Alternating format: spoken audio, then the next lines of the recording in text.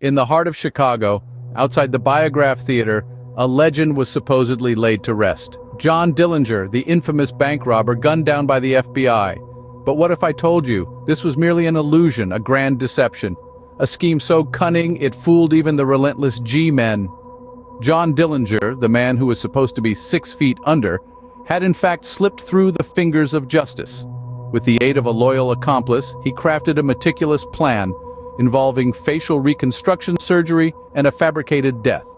He vanished into obscurity, leaving behind the notorious persona of Dillinger, and emerging as a simple traveling salesman known only as John Doe. Years passed and John Doe lived a quiet life, evading the FBI's persistent pursuit.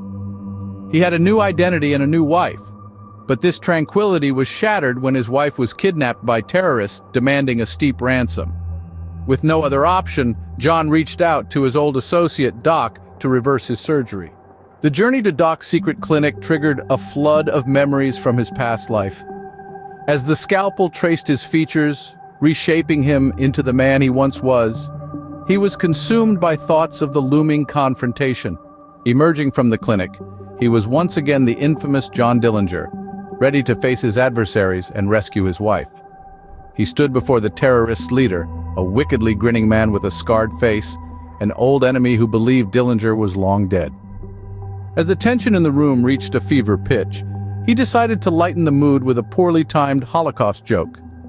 He told the terrorist that he was here to rescue Anne Frank, and that he had a diary for her, while pointing at the briefcase. "I also have another final solution if you catch my drift," he said with a slight nervous chuckle.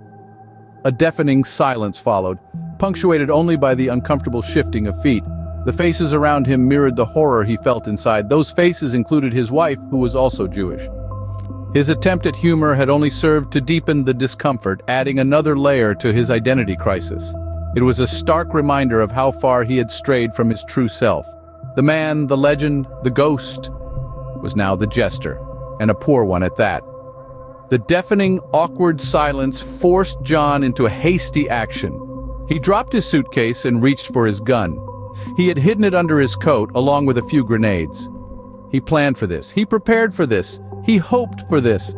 He wanted to go out in a blaze of glory, to end his life as he had lived it, to die as John Dillinger. He fired, hitting a terrorist, and lobbed a grenade, causing an explosion. He yelled, "I am John Dillinger, and I am back!" expecting fear and recognition. Instead, he was met with laughter and derision. The terrorist's taunts cut deeper than any bullet. They ridiculed his past, his identity, reducing him to a punchline. In that moment, Dillinger was faced with a devastating reality. He had lost more than his anonymity. His very essence was crumbling.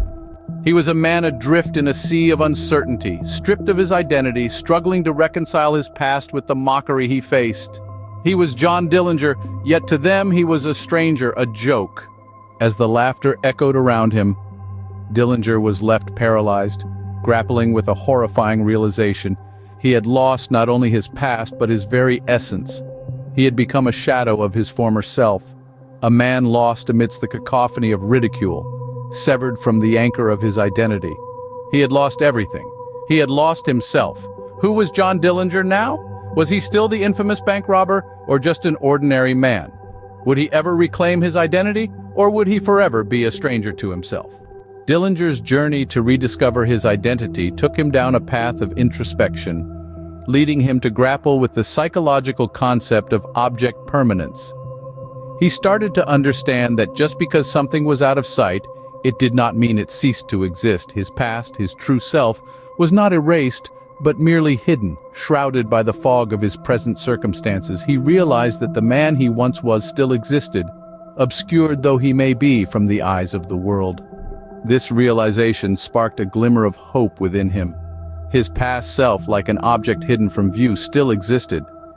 And with this newfound understanding, he saw a glimmer of hope in the dark abyss of his identity crisis. And so, the question remains, what happens now? What is the fate of John Dillinger, the man, the legend, the ghost? Did he rise above his identity crisis and kill the terrorists and have an epic showdown with his nemesis to save his wife, who would forever resent him for that joke he told earlier? Would his existential crisis overtake him and break his brain amidst a firefight, making him curl up into the fetal position for an easy execution by the terrorists? Or did his big brain revelation allow him to ascend to a higher plane of existence to escape the Matrix, saving himself, while at the same time dooming his wife to whatever fate awaited her? We may never know the true fate of John Dillinger or John Doe or Jimmy Lawrence, whatever his name was. But we do know that even though we cannot see him, we knew that he existed, or do we?